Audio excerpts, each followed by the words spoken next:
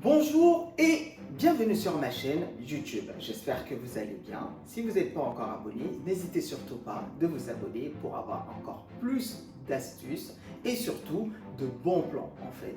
Aujourd'hui, je vais parler de disques à pizza, notamment lequel, celui-là, ça s'appelle un modèle perforé. Voyez-vous, les disques de modèle perforé pour pizza sont des outils utilisés pour de la préparation et la cuisson de pizza. Des avantages et surtout aussi des inconvénients suivant vos besoins et vos préférences.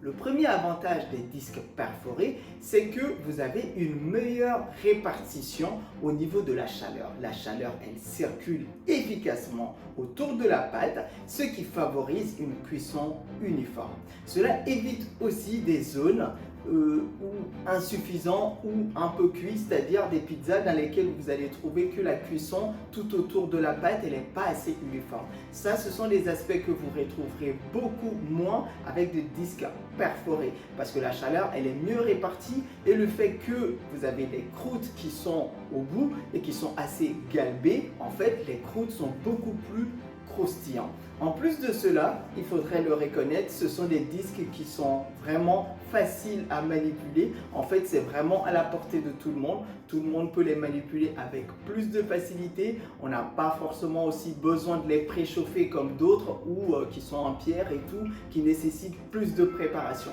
En plus de cela s'ajoute le dernier aspect, c'est l'entretien.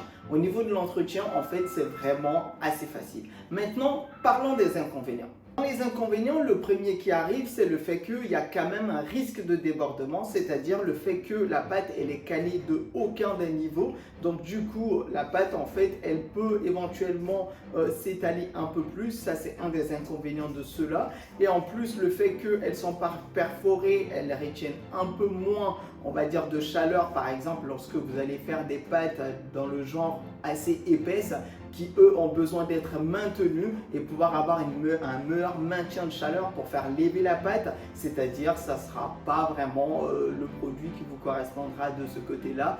Donc du coup, ça a aussi des inconvénients. Tout dépendra après tout de ce que vous voulez faire et de ce que vous faites.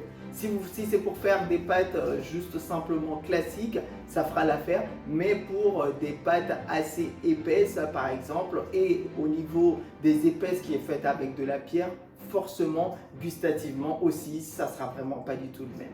Allez, à bientôt.